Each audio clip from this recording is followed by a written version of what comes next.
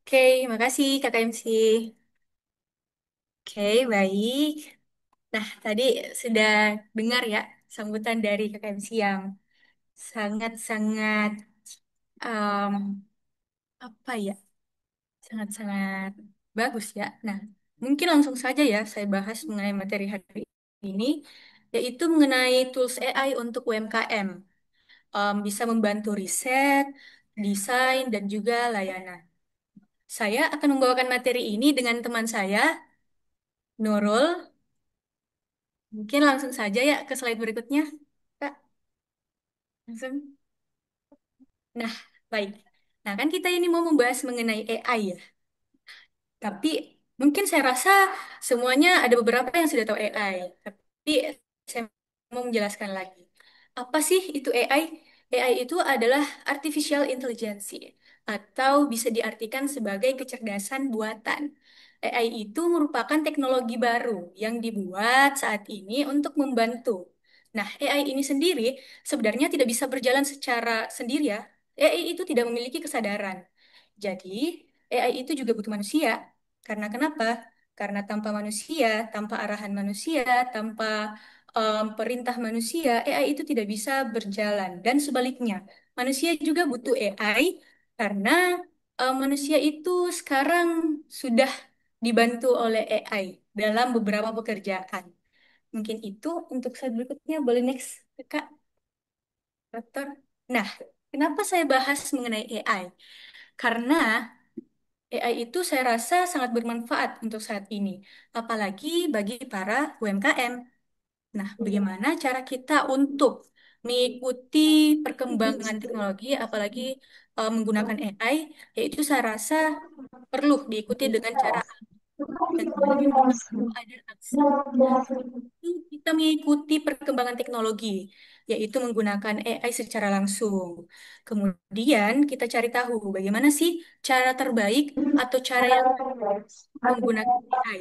Nah, setelah kita cari tahu, ada beberapa cara yang pertama nanti kita pasti bakalan paham AI.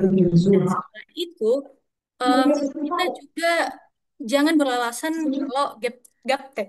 Saya telah menghadapi beberapa UMKM. Dan UMKM biasanya beralasan bahwa mereka itu gaptek. Nah, gaptek ini saya rasa alasan yang kurang tepat ya, karena sebenarnya AI itu gampang pelajari. Nah, kemudian setelah kita beraksi, saya rasa mindset kita itu akan bisa dibentuk. Apalagi kalau kita sudah menggunakannya ya beberapa kali. Nah, mindset kita itu terkadang ada beberapa orang itu yang berpikir bahwa AI itu mengancam, AI itu menggantikan. Tapi sebenarnya saya rasa tidak sih. AI itu malah bisa membantu kita. AI itu bisa mempermudah kita. Dan juga AI itu bisa loh sangat-sangat bermanfaat bagi kita menghemat waktu dan juga biaya. Dan kita juga bisa mendapatkan ilmu baru saat menggunakan AI tersebut.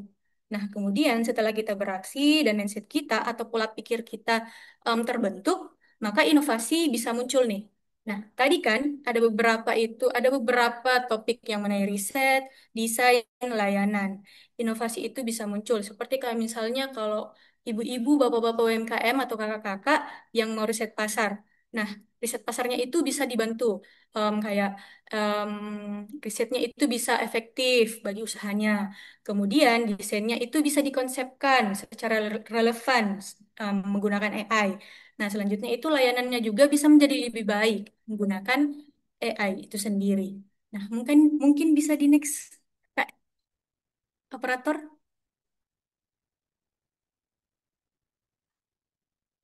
Next, next, next. Oh, belum. Oke, mungkin kayaknya jaringanku bermasalah deh. Sudah bisa ternext.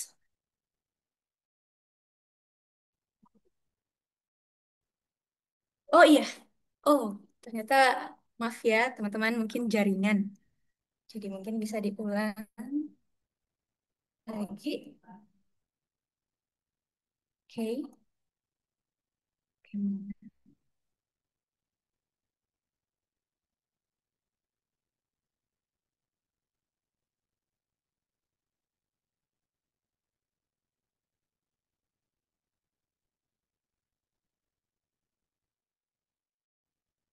Oke deh.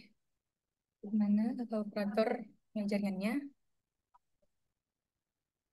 Mungkin saya bisa ngobrol dengan kakak MC dulu, menunggu jaringan, menunggu slide-nya. Iya. Nah, saya Oh mau iya, tanya nih, Kak, mohon maaf gimana nih? gangguannya, Kak. Oh ya, nggak apa-apa. Aman, aman, aman. Saya mau tanya nih, kira-kira kakak MC pernah nggak gunain AI? AI. Kalau kalau aku sih Kak sebagai pelajar ya Iya.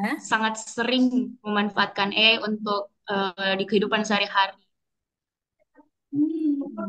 Bahkan untuk saat sekarang ini bahkan saya lebih beralih ke AI daripada Google Kak. Soalnya kalau AI menurutku dia tuh kayak lebih dapat rincian yang penjelasan yang aku pengen gitu loh.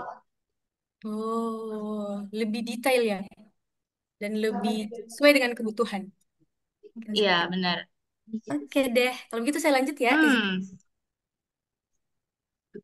Izin lanjut ya untuk jelasin materinya. Thank you, Kakak MC. Nah, oke. oke, silakan. Mungkin di slide berikutnya, Kak. Bukan slide sebelumnya. Oh, udah. Tapi ini belum.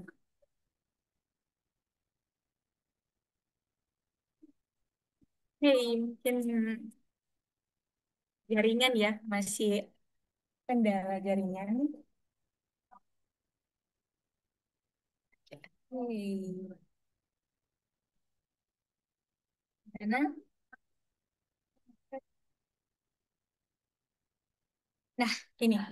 Oke deh, lanjutin mengenai materi AI. Nah, tadi kan sudah dijelaskan bagaimana cara kita untuk mengikuti perkembangan teknologi seperti munculnya AI. Nah, sekarang bagaimana?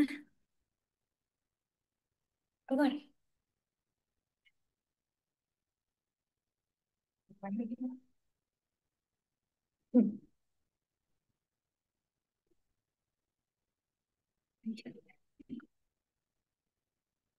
Oke, mungkin kendala jaringan lagi ya.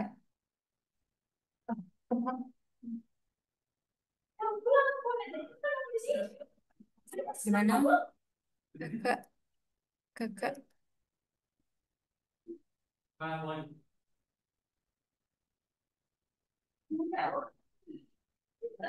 Oke deh, sementara kita menunggu. Eh, so, mohon maaf untuk Kak Kali ini mungkin tunggu sebentar Iya. dulu soalnya jaringan di sini tuh agak terganggu, Kak. Oh, oke oke.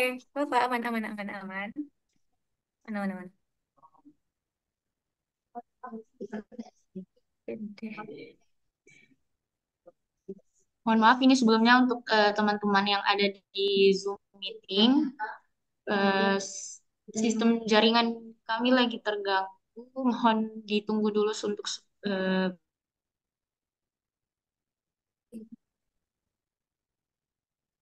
Oke.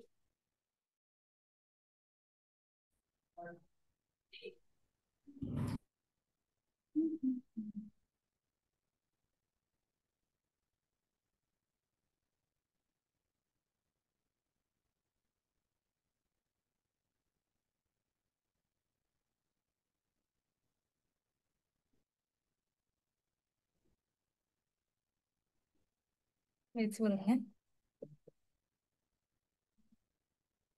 Hmm.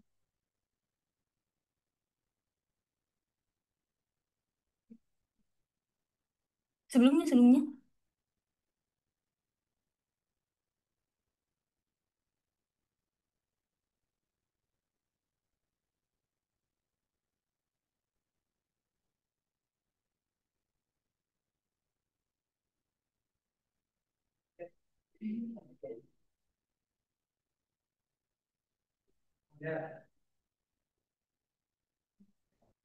Ya, apakah sudah ini kondusif?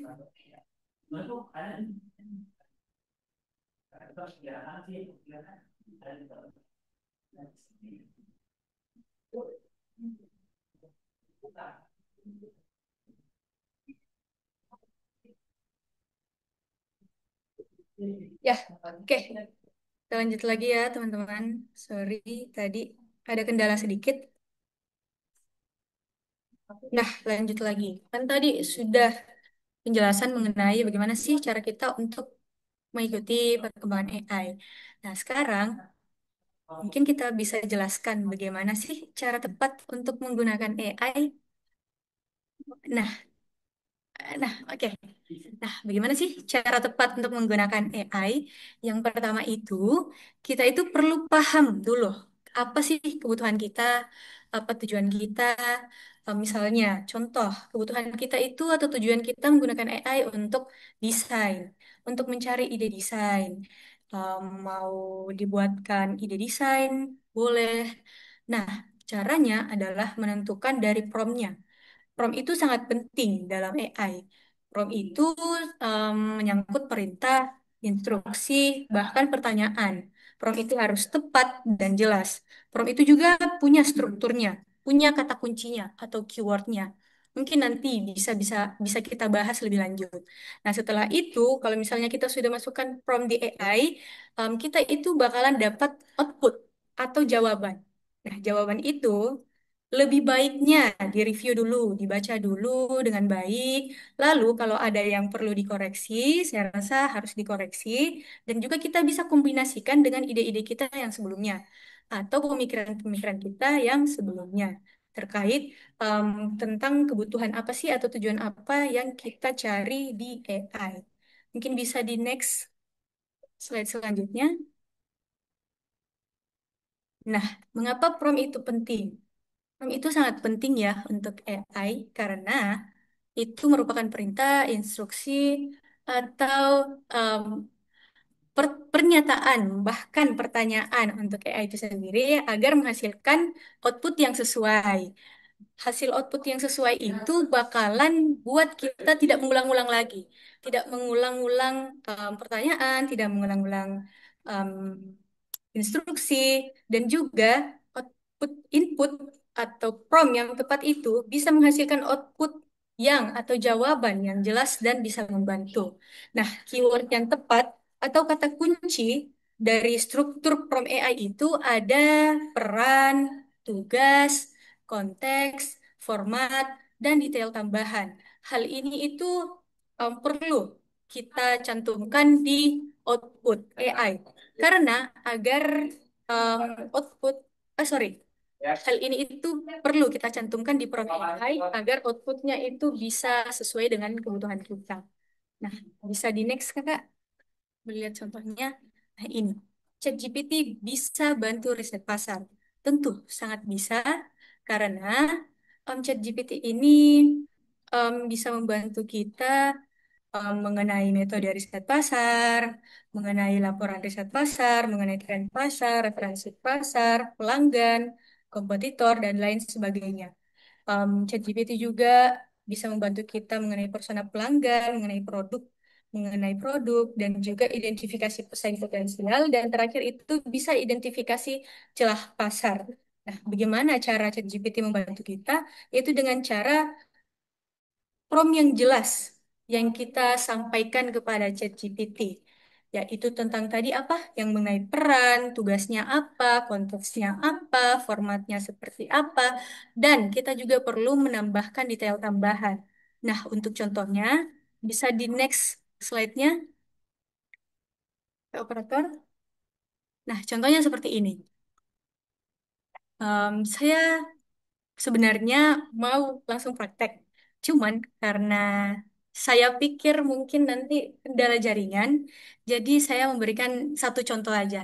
Nah, ini bisa dilihat di bawah judul prompt dan output, yaitu ini contohnya yang sudah saya masukkan promptnya, yaitu Anda sebagai peneliti pasar.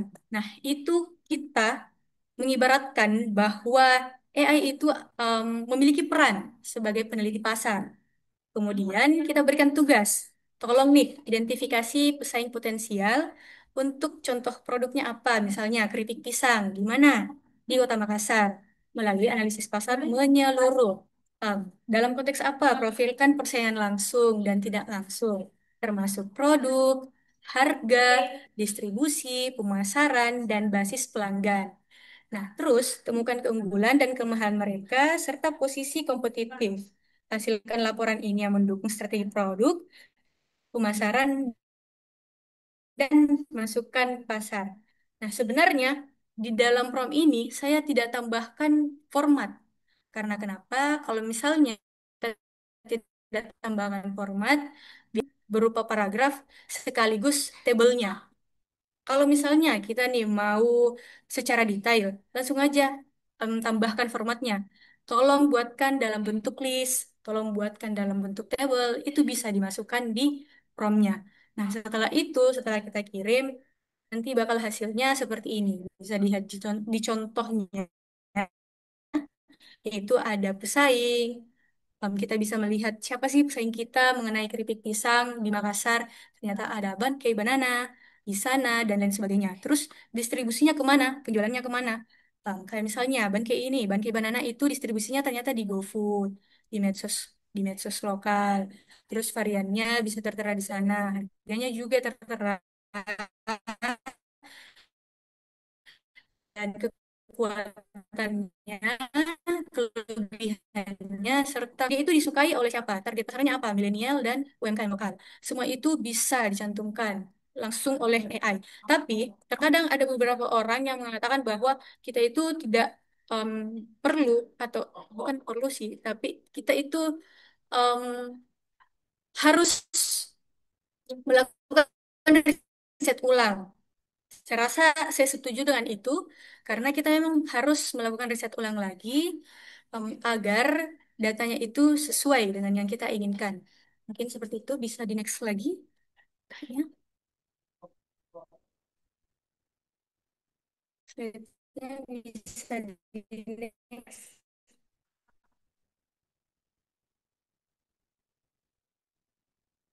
dari riset pasar. Sekarang masuk ke Canva. Plus ChatGPT bisa bantu desain. Nah, dan Canva ini jika kita lihat daftar menu dan lain sebagainya, serta foto produk dan label produk juga. Bisa di next kayaknya, contohnya itu seperti,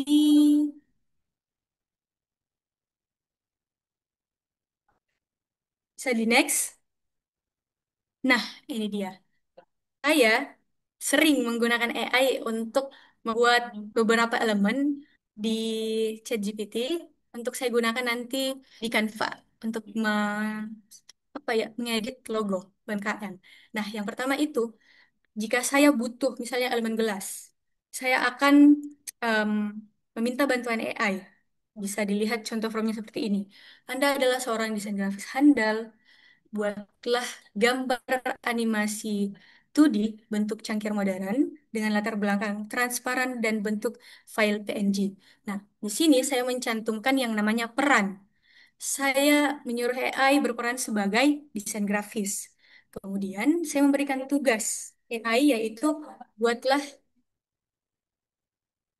oke, buatlah gambar eh, boleh masih belum. Oke. Oke. Nah, buatlah gambar animasi 2D yang berbentuk cangkir. Saya tugaskan AI untuk membuat animasi 2D berbentuk cangkir. Kemudian saya meminta formatnya itu, filenya itu berupa PNG. Nah, hasilnya itu seperti ini, bisa dilihat di contoh. Kemudian setelah itu saya juga meminta membuatkan satu elemen lagi, yaitu berupa bentuk matahari yang menggambarkan ceria. Karena saya mau membuat logo kok ceria. Nah, setelah saya mendapatkan dua elemen ini, saya baru mengedit di Canva. Kenapa saya tidak sarankan untuk mengedit secara langsung atau pure langsung hasil dari ChatGPT? Karena saya rasa jangan sampai font yang dipakai ChatGPT itu font yang berbayar. Itu bisa sangat fatal untuk usaha UMKM.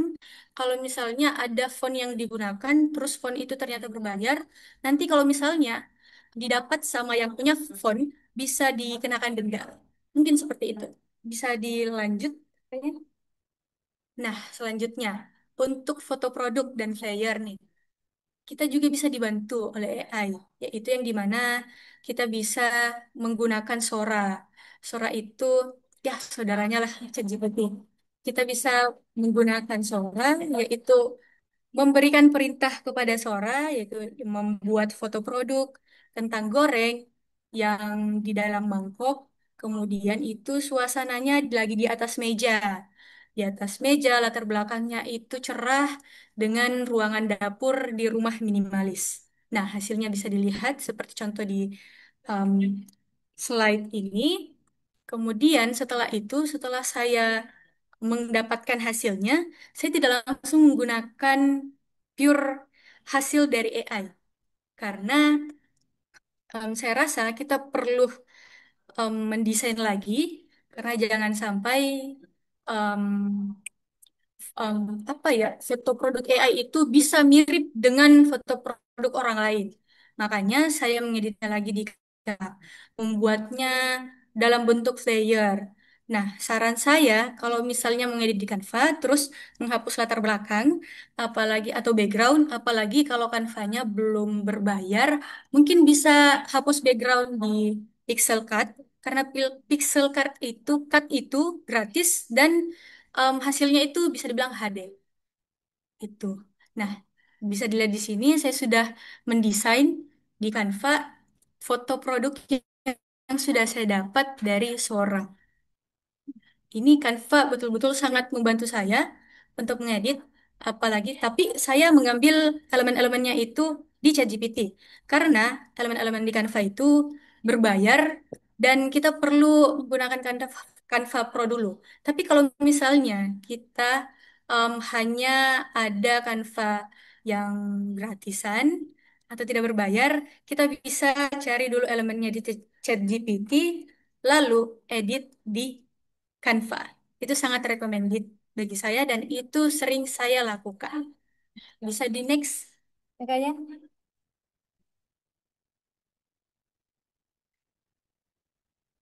Bisa di next.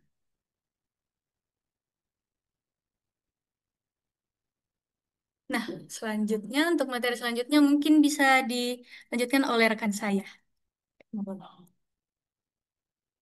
Oke, ya, silakan silakan. Oke, Baik, terima kasih, Kak. ya, lanjut ya. Oke, Oke, materi selanjutnya akan dilanjutkan oleh saya, itu tentang ChatGPT dan fitur WA Bisnis sebagai bantuan layanan.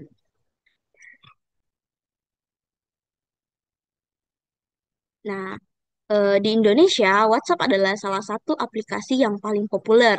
Nah, menurut data, lebih dari 85% pengguna internet aktif menggunakan WhatsApp setiap harinya untuk berkomunikasi. Nah, lalu apa bedanya WhatsApp biasa dan WhatsApp bisnis? WhatsApp biasa adalah aplikasi pesan yang digunakan untuk keperluan sehari-hari, keperluan pribadi. Sementara WhatsApp Business adalah aplikasi resmi dari WhatsApp yang dirancang khusus untuk pelaku usaha kecil dan menengah. Nah, eh, aplikasi WhatsApp Business ini merupakan aplikasi yang gratis, mudah digunakan, dan punya fitur tambahan eh, untuk kebutuhan bisnis. Namun, masih banyak pelaku usaha yang belum memanfaatkan berbagai fitur yang tersedia di aplikasi WhatsApp Business. Mengapa? Karena mereka tidak pernah mencari tahu atau bahkan belum mempelajarinya. Padahal WhatsApp Business sangat membantu pelaku usaha untuk memberikan pelayanan yang lebih cepat, terstruktur, dan profesional kepada pelanggan. Selain itu, hadirnya ChatGPT dan WhatsApp bisnis di era digital seperti saat ini juga bisa dimanfaatkan secara bersamaan untuk mendukung perkembangan bisnis, khususnya dalam hal promosi produk, pengelolaan akun, pengembangan bisnis, dan pengelolaan chat pelanggan. Next.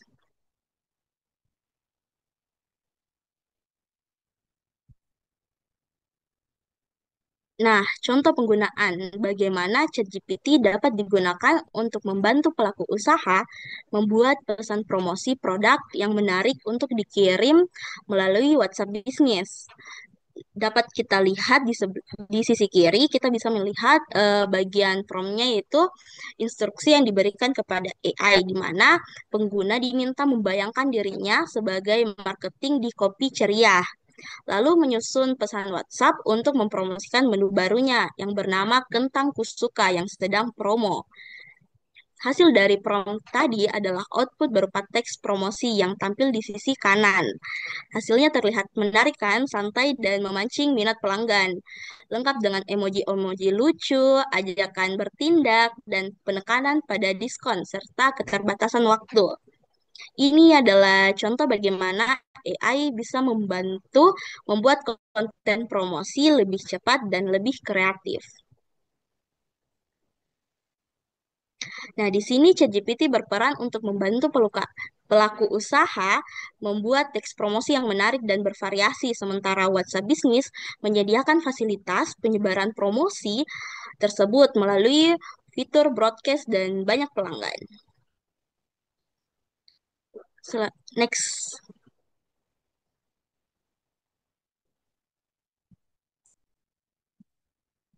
Nah, untuk fitur pengelolaan akun, ChatGPT biasa digunakan untuk menyusun profil usaha dan deskripsi bisnis yang lebih profesional, sedangkan WhatsApp Business menyediakan fitur katalog produk dan informasi usaha yang bisa langsung diakses oleh pelanggan. Yang kedua itu fitur pengembangan bisnis. Nah, ChatGPT mampu memberikan ide strategis pemasaran WhatsApp bisnis seperti statistik interaksi pelanggan dan tombol CTA atau call to action untuk mendorong tindakan pembelian. Nah, terakhir pada fitur pengelolaan chat, ChatGPT dapat dimanfaatkan untuk membuat balasan otomatis, quick reply, dan daftar FAQ. Sedangkan WhatsApp Business menyediakan sistem pengelolaan chat seperti label pelanggan, auto reply, dan pengaturan jam operasional yang sangat membantu dalam menjaga respon chat dan pelayanan yang teratur. Nah, dengan kolaborasi ini, pelaku usaha bisa menjalankan bisnis secara lebih efisien dan profesional, serta terhubung langsung dengan pelanggan melalui dua alat digital yang saling melengkapi. Nah, next.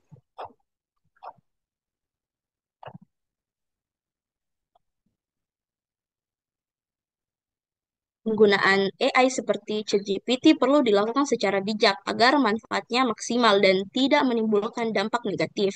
Salah satu kesalahan yang sering terjadi adalah tidak memahami cara membuat prompt atau instruksi. Hal ini bisa menyebabkan hasil yang dihasilkan AI menjadi tidak sesuai dengan kebutuhan.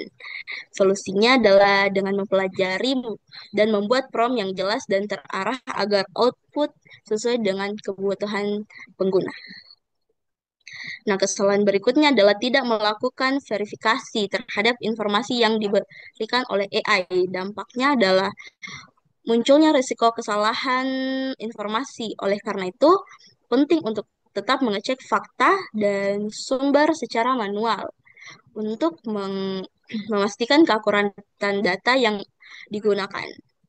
Kemudian, banyak pengguna AI juga mengabaikan unsur originalitas. Jika hanya mengandalkan hasil mentah dari AI tanpa adanya sentuhan pribadi, maka konten bisa terasa terlalu umum. Dan solusinya, tambahkan gaya pribadi dan ide unik agar hasilnya tetap menarik.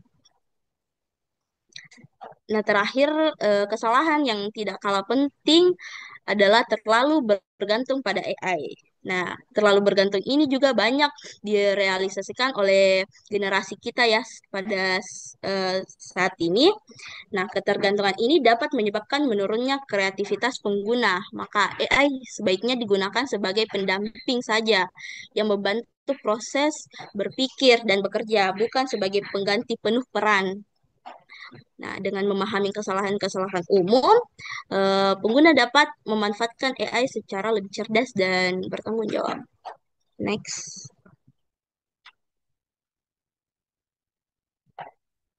Nah, di era jadi digital, next.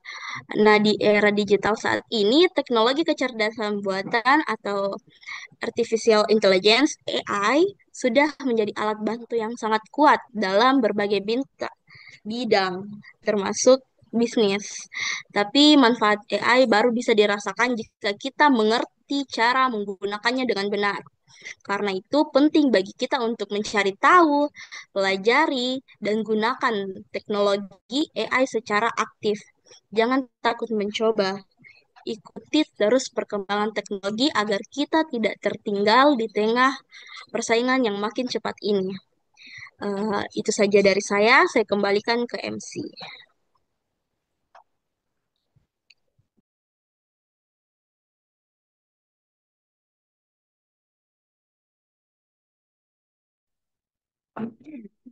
Sabar, sabar. Di mana? Kenapa tuh? Oh, start. Iya, coba nih.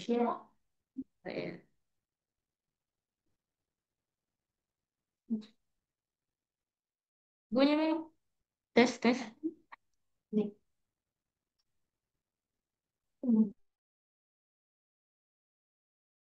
Oke, terima kasih untuk kakak-kakak pemateri. Wah, sangat luar biasa pembawaan materi pada sore hari ini. Jadi, tadi saya sempat ini sih kayak merasakan tadi di sesi pertama, Kak Khalid tanya saya kalau misal ternyata eh, saya itu bisa dibilang kecanduan AI juga karena sempat menggantikan peran Google sendiri itu kepada AI dan ternyata itu sebenarnya kayak bentuk penyimpangan atau kayak anomali bahasa Gen Z-nya.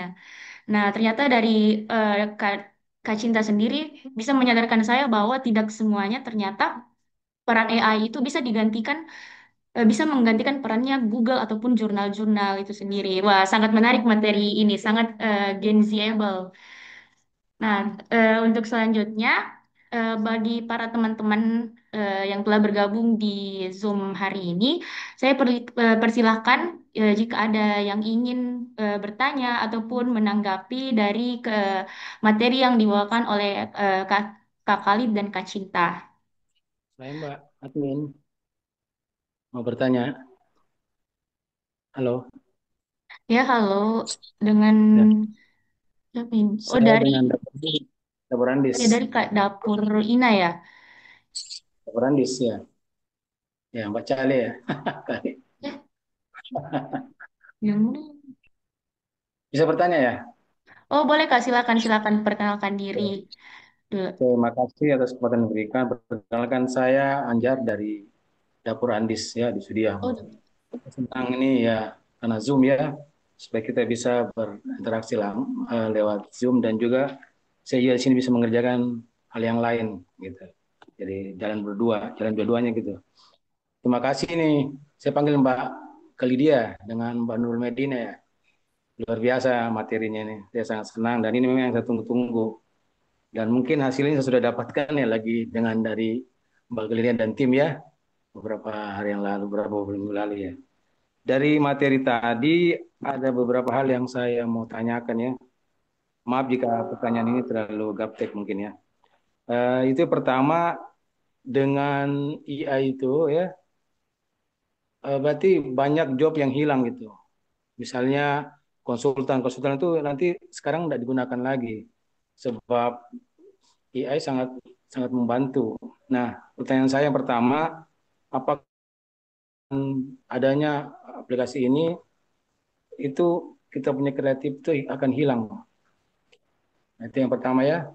Artinya kreatif seorang itu untuk misalnya mendesain apa itu hilang karena ketergantungan dengan AI ini. Itu yang pertama. Terus yang kedua, mengenai data-data yang kita input di IA itu apakah aman ya?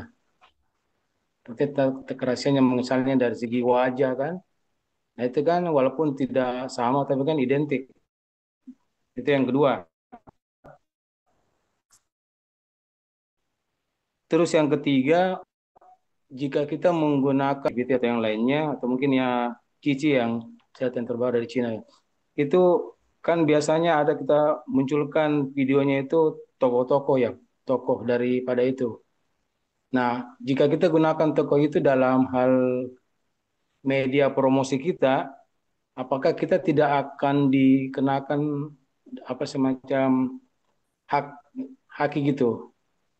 Orang merasa bahwa oh ini foto saya itu yang diambil gitu.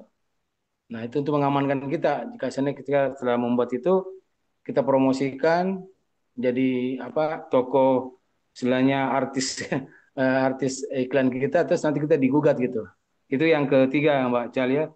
Terus yang keempat, saya lihat ini di media sosial ini banyak yang bertebaran AI yang dari Cina, katanya lebih bagus. Mungkin nanti Mbak Calia Caliadi bisa menyampaikan apa sih kelebihannya ya dari Cina dengan dari luar gitu. Makasih. Assalamualaikum warahmatullahi wabarakatuh. Oke, terima kasih dari Bapak UMKM Dapur Andis. Bagaimana untuk pemateri Kak Khalid dan Kak Cinta? Apakah sudah bisa dijawab sekarang? Atau kita tampung dulu pertanyaannya? Oke, boleh, boleh. Selamat. Oh iya. Jadi Dijawab. dijawab sekarang ya Kak ya? Oke, Ya, saya boleh. persilakan. Nah, oke. Nah, tadi kan Pak Anies ini bertanya mengenai yang pertama itu apakah AI itu mengancam, kayak misalnya kreativitas hilang atau orang-orang ketergantungan. Itu tergantung menurut saya, itu tergantung penggunanya, Pak. Kalau misalnya penggunanya itu betul-betul bergantungan dengan AI, mungkin kreativitasnya bisa hilang. Tapi sebaiknya itu perlu nih, AI ini sangat membantu. Bisa kita kombinasi dengan AI. Kayak misalnya ide kita apa, terus AI bisa bantu apa. Kalau misalnya kita mau cari ide, kita bisa bertanya di AI. Terus kita juga simpan ide kita seperti apa. Terus idenya itu bisa dikombinasikan, bukan pure full langsung dari AI itu sendiri. Kita bisa terbantu itu karena kalau misalnya em, terkadang ide-ide itu bisa dibilang ada beberapa ide yang kurang relevan ya untuk zaman sekarang. Nah, AI itu bisa banget bantu. Kayak misalnya idenya itu kayak sekarang itu lagi tren lagu apa. Kita bisa cari di AI, kayak bisa begitu untuk buat pembuatan konten. Sekarang itu konsepnya, konsep layernya itu trennya bagusnya seperti apa yang kekinian. Kita bisa cari idenya di AI. Terus kita kombinasikan dengan ide kita. Saya rasa begitu. AI itu sebenarnya membantu. Kalau misalnya ada orang yang pure menggunakan keseluruhan AI, hasil AI itu langsung dia copy, plek ketik plek, tidak ATM, kayak amati, tiru, terus modifikasi. Nah, itu saya rasa mereka itu bakal terancam. Kreativitasnya itu bakalan hilang dan tidak berkembang. Mungkin itu jawaban yang pertama tadi. Nah, terus yang kedua, apakah data-data kita itu aman? Seperti wajah, gambar wajah, dan lain sebagainya. Kalau menurut saya, untuk wajah itu, saya rasa masih aman-aman saja datanya, wajah. Tapi kalau misalnya data-data yang sensitif di sebuah usaha, kayak misalnya laporan keuangan, em, hal-hal yang sensitif lah di data-data usaha perusahaan kita. Saya rasa itu perlu di-manage lagi untuk dimasukkan di AI. Karena kenapa? Kita ini jangan terlalu percaya dengan AI. Boleh percaya, tapi jangan keseluruhan data-data kita itu dimasukkan. Jangan sampai data itu nanti bisa diambil oleh AI terus dijadikan contoh di usaha lain. Mungkin seperti itu. Nah, terus yang ketiga, tokoh dalam media promosi. Terkadang ada tokoh atau wajah-wajah orang. Saya rasa itu kalau misalnya melanggar hak cipta, iya. Jadi hindari untuk memakai wajah-wajah atau tokoh icon, animasi, atau semacam gambar-gambar kartun. Itu boleh. Tapi kalau langsung kayak tokoh, misalnya kayak orang, karakter, saya rasa itu jangan. Jangan sampai itu melanggar hak cipta. Betul tadi apa yang Pak Andis katakan. Nah, selanjutnya itu mengenai apakah yang mana lebih bagus mengenai AI yang Cina ataupun luar negeri. Saya rasa untuk AI Cina dan kayak misalnya luar negeri seperti Barat ya, itu mempunyai keunggulan tersendiri. Tergantung kita bagaimana kebutuhannya dan seperti apa.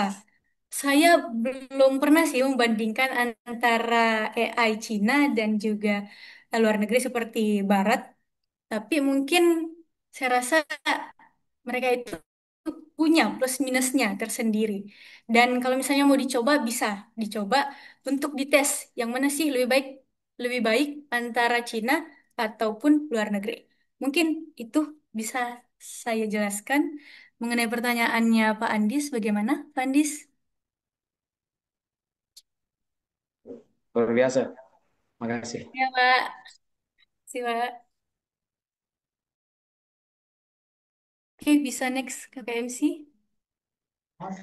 Oke, terima kasih atas jawaban yang sangat luar biasa kakak-kakak materi.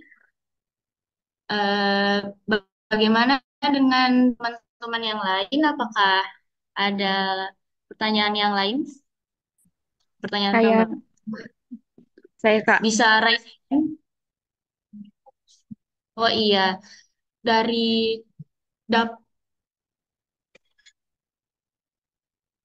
dari dapur Ina ya, ingin bertanya.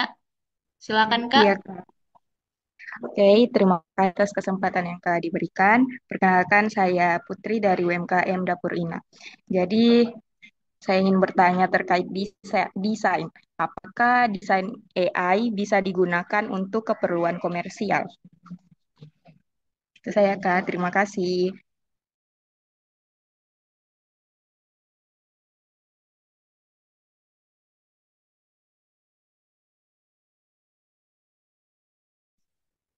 Oke, terima kasih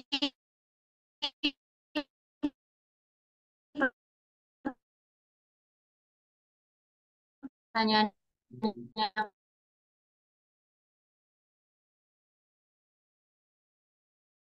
Oke, baik.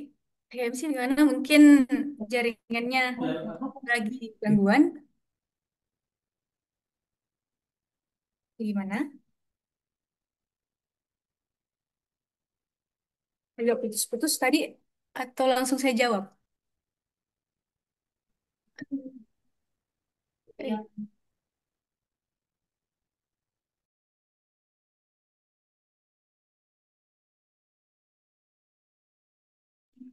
Boleh langsung jawab saja, Mbak Kali. Oke deh. Oke, kalau begitu langsung saya jawab ya. Em, apa tadi pertanyaannya? Mengenai komersial ya, apakah hasil dari AI bisa dijadikan apa tadi? Bisa digunakan sebagai konten komersial, kalau nggak salah. Iya, Eh, iya, Mbak Kali. ya, oke oke. Oke. Saya rasa itu em, kurang bisa ya kalau misalnya langsung kita ambil hasil dari AI tanpa dimodifikasi dulu. Karena kenapa? Takutnya ada pelanggaran, ada hak cipta. Kayak misalnya pembuatan logo yang sudah tadi saya jelaskan. Terkadang kita nggak tahu nih, font yang digunakan di logo itu, siapa tahu fontnya itu berbayar. Terus misalnya kalau orangnya lihat, kita bisa dikenakan denda. Jadi saya rasa cari amannya saja, yaitu kita boleh-boleh saja menggunakan hasil dari AI itu untuk komersial, tapi dimodifikasi dulu, terus disebarluaskan. Jangan sampai kalau di copy keseluruhan itu bisa ya apa ya merugikan kita sebagai pelaku usaha. Mungkin itu yang bisa saya jawab. Bagaimana kakak siapa tadi? Ya, bagaimana dengan dari Kakak Dapurina, jawaban dari pemateri kita? Iya, dapat dipahami. Terima kasih. Mantap, Mbak Kali. Oke, terima kasih. Nah, ini tadi saya ada baca pertanyaan dari ruang chat.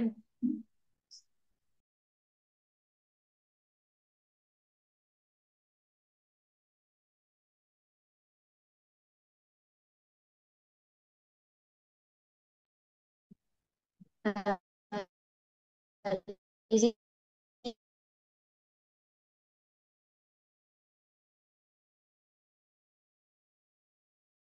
mempengaruhi bisnis kita jika kita menggunakan AI.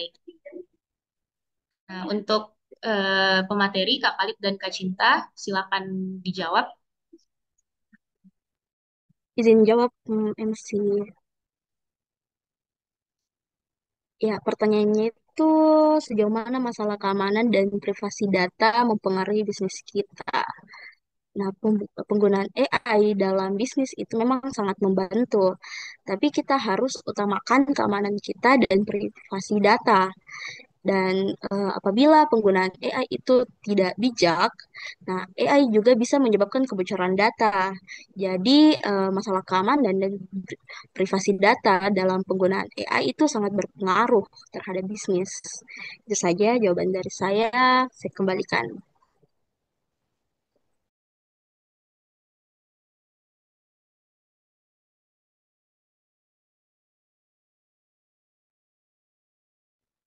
Oke,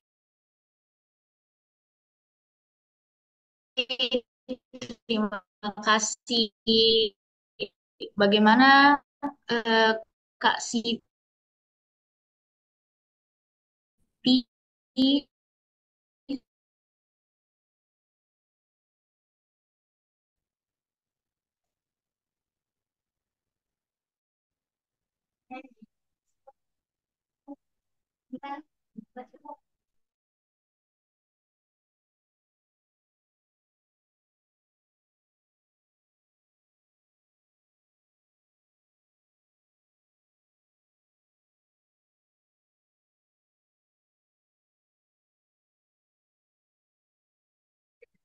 Boleh langsung saya jawab. Eh, untuk keamanan itu tidak 100% aman jika kita menyimpan data-data pada AI. Bisa saja AI menggunakan data kita untuk eh, apa prompt dari pengguna lain seperti yang dikatakan oleh Kak Kali tadinya. Jadi kita tidak boleh percaya 100% kepada AI untuk memberikan data-data kita, apalagi data-data pribadi.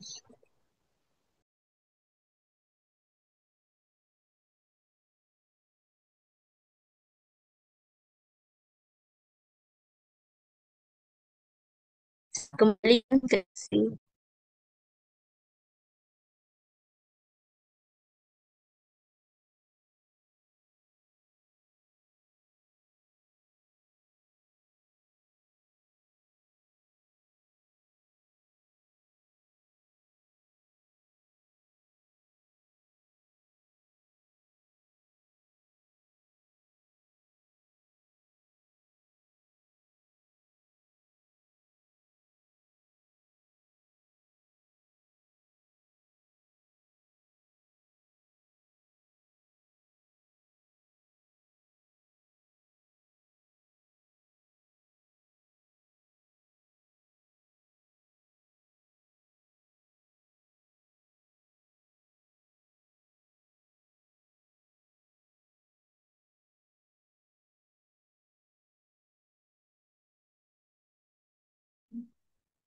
Oke, terima kasih Kak. Mohon maaf atas gangguan jaringannya.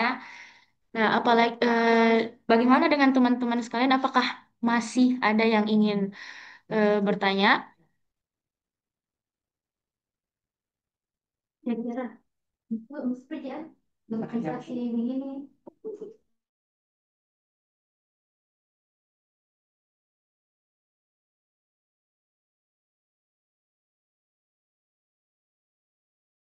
Saya rasa sudah tidak ada.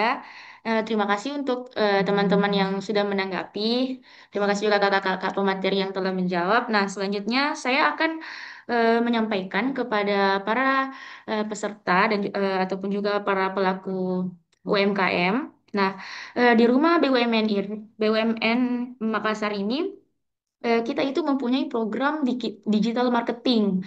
Nah, yang di mana eh, digital marketing ini dia membantu para pelaku UKM untuk memasarkan produknya. Nah, adapun rincian dari program digital marketing ini adalah bisa kalian lihat, yaitu yang pertama mereka itu memiliki bisa membuatkan kita e-katalog dan website, yaitu adalah promosi produk dan layanan pada e-katalog dan website resmi Rumah BUMN BRI Makassar.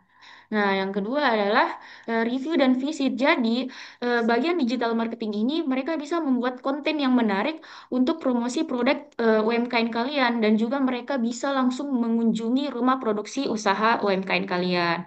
Nah, selanjutnya ada program UMKM Go Online. Nah, apa sih ini? Yaitu adalah para divisi digital marketing ini, mereka akan membuatkan kalian dan juga akan membantu kalian mengelola akun WA bisnis dan juga Google Bisnis untuk menjangkau eh, UMKM kalian itu untuk lebih banyak pembelinya. Nah, selanjutnya adalah display produk. Nah, display produk ini adalah divisi di digital marketing ini sendiri akan menampilkan produk kalian di rumah BUMN BRI Makassar untuk mendapatkan dukungan pemasaran. Jadi, produk kalian bisa dipajang langsung di lokasi rumah BUMN Makassar. Nah, selanjutnya adalah branding UMKM, yang di mana kami akan mendesain logo, kemasan, kartu nama, dan juga brosur agar dapat meningkatkan daya tarik calon pembeli untuk produk UMKM kalian. Dan yang terakhir adalah e-commerce. Nah, e-commerce ini adalah pembuatan akun online shop seperti di Shopee, Tokopedia, dan lain-lain agar produk kalian mudah ditemukan oleh calon pembeli. Nah, untuk info lebih lanjutnya, kalian bisa scan QR yang ada di flyer tersebut.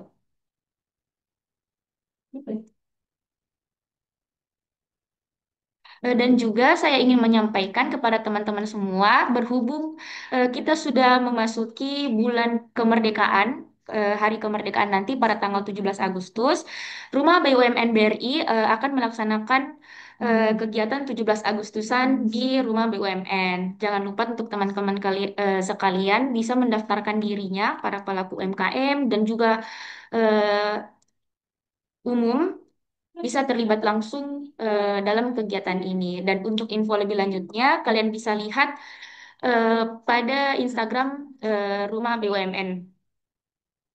Nah, teman-teman, sebelum menutup kegiatan hari ini, saya ingin menyampaikan juga beberapa informasi penting, yaitu bagi UMKM yang ingin tampil sebagai narasumber pada pelatihan selanjutnya, ataupun juga ingin memanfaatkan creative work space di rumah BUMN, silakan catat dan juga daftarkan diri kalian kepada tim kami.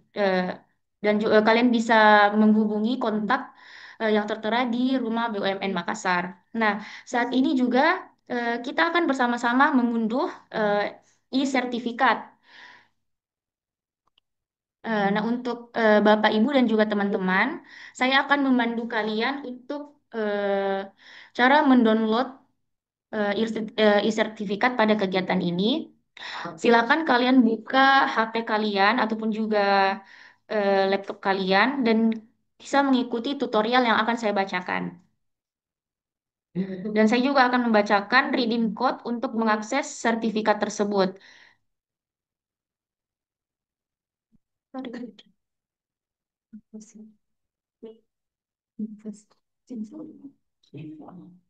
Nah,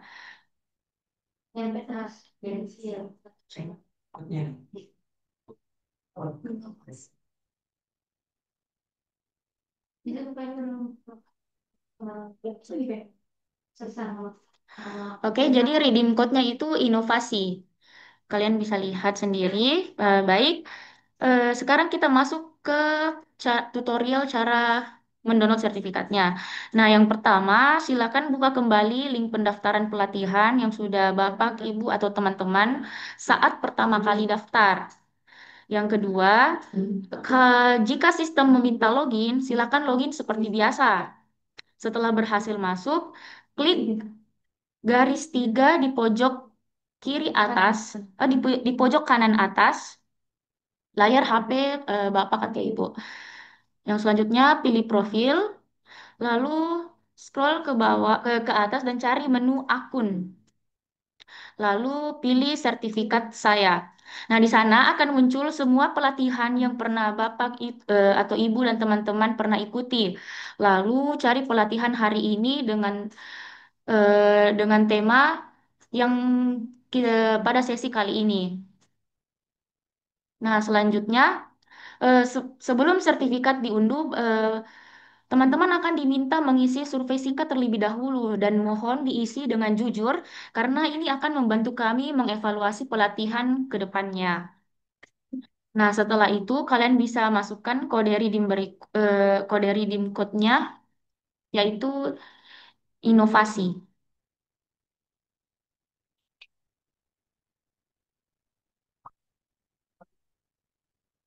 Ada saya cantumkan pada kolom komen di Zoom ini.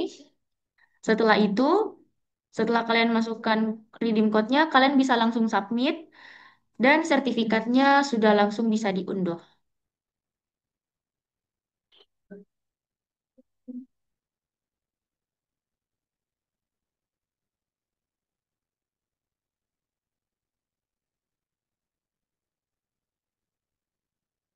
Nah, oke teman-teman, Bapak, Ibu, dan sekalian ya, yang telah hadir pada Zoom meeting pada sore ini, akhirnya kita telah sampai di penghujung acara.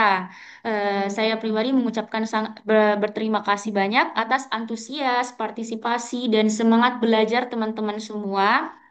Dan juga mari kita abadikan momen hari ini dengan sesi foto bersama.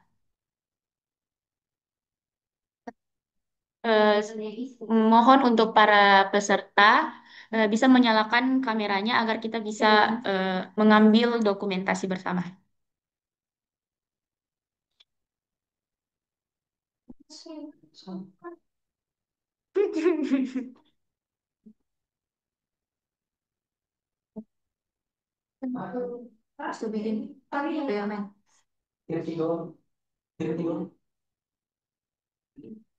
Untuk kakak-kakak peserta yang lain bisa eh, mengaktifkan kameranya untuk mengambil dokumentasi bersama.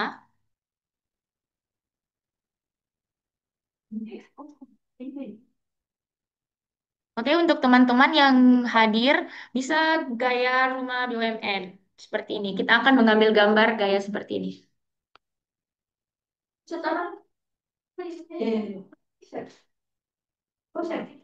Ayo semua kita bergaya.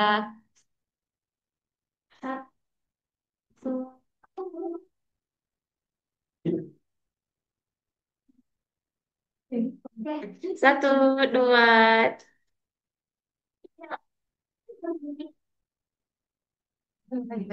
Nah, selanjutnya gaya seperti ini. UMKM Next. Naik kelas. Oh, naik kelas. Ayo teman-teman, UMKM naik kelas. Oke, satu, dua, tiga. Oke, teman-teman, terima kasih atas antusias dan partisipasinya. Saya juga ucapkan terima kasih banyak untuk pemateri Kak Khalid dan juga Kak Nurul Medina atau Kak Cinta. Terima kasih atas ilmu yang telah dibagikan. Iya. Dan juga seluruh tim Rumah BUMKM Makassar, panitia, dan juga seluruh peserta yang saya banggakan dan yang sangat antusias berpartisipasi pada sesi pelatihan hari ini. Saya Azizah mengucapkan selamat kembali beraktivitas dan juga jangan lupa mengikuti sesi pelatihan pada tanggal 4 Agustus nanti. Infonya akan kami sampaikan di Instagram Rumah BUMN Makassar. Sekian dan terima kasih. Sampai jumpa. Wassalamualaikum warahmatullahi wabarakatuh.